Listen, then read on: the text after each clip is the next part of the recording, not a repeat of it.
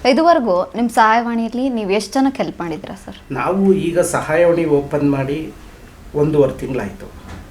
ಈ 1.5 ತಿಂಗಳಲ್ಲಿ ಸುಮಾರು ಕರೆಗಳು ಬಂದಿದ್ದಾವೆ. ಒಂದು 97,000 1 ಲಕ್ಷ ತನಕ ಕರೆಗಳು ಕೂಡ ಅವ್ರ ಸಮಸ್ಯೆಗಳನ್ನು ಹೇಳ್ಕೊಂಡು ಕಾರ್ಯ ಮಾಡ್ತಿದ್ದಾರೆ. ನಾವು ಬರೀ ಫೋನಲ್ಲಿ ಎಷ್ಟು ಸಾಧ್ಯನೋ ಅಷ್ಟು ಕೂಡ ಸಪೋರ್ಟ್ ಕೊಡ್ತಾಯಿದ್ರಿ.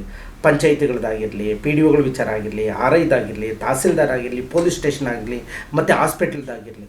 ಎಷ್ಟೋ ಜನ ಅವ್ರನ್ನ ಹೆರಿಗೆಗೆ ಸೇರಿಸಿದಾಗ ಪಾಪ ಹೆಣ್ಮಗು ಫ್ಯಾಮ್ಲಿ ಹತ್ರ 500, 1000, 5,000, 10,000 ಕೇಳಿದ್ದು ತುಂಬ ಕೇಸುಗಳುಂಟು. ನಾವು ಇದೇ ಆಫೀಸಲ್ಲೇ ಕೂತ್ಕೊಂಡು ಅಲ್ಲಿರೋಂಥ ಡಾಕ್ಟ್ರುಗಳಿಗೆ ಮಾತಾಡಿಸಿ ಉಚಿತವಾಗಿ ಹೆರಿಗೆ ದುಡ್ಡು ತೊಗೊಳ್ದೇ ಸಪೋರ್ಟ್ ಮಾಡಿದ್ರಿ.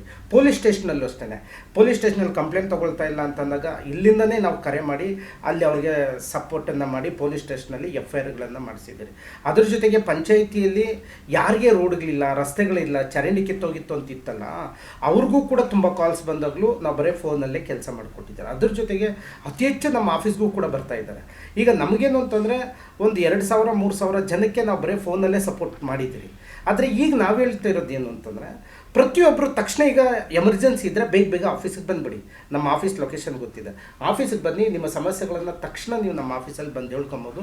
ಎಷ್ಟು ಸಾಧ್ಯನೋ ಅಷ್ಟು ನಾವು ನಮ್ಮ ಆಫೀಸಿಂದ ಅವ್ರಿಗೆ ಸೇವೆಯನ್ನು ಕೊಡೋಕ್ಕೆ ನಾವು ರೆಡಿ ಇದ್ದರೆ. ಈಗ ತನಕ ನಾವು ಎಲ್ಲ ಕಡೆ ಲೆಕ್ಕ ಮಾಡಿದ್ರೆ ಡಿಸ್ಟಿಕ್ ವೈಸಲ್ಲಿ ನಾವು ಕೊಟ್ಟಿರೋ ಶಾಖೆಗಳಲ್ಲಿ ಎಲ್ಲ ಸಹಾಯಗಳನ್ನು ನಾವು ಅದನ್ನು ಕೌಂಟ್ ಮಾಡೋಕ್ಕೆ ಹೋದರೆ ಒಂದು ಅಂದಾಜು 2,500-3,000 ಜನಕ್ಕೆ ಬರೀ ಫೋನಲ್ಲೇ ಅವ್ರಿಗೆ ಸಹಾಯ ಮಾಡಿದ್ದೀರಿ.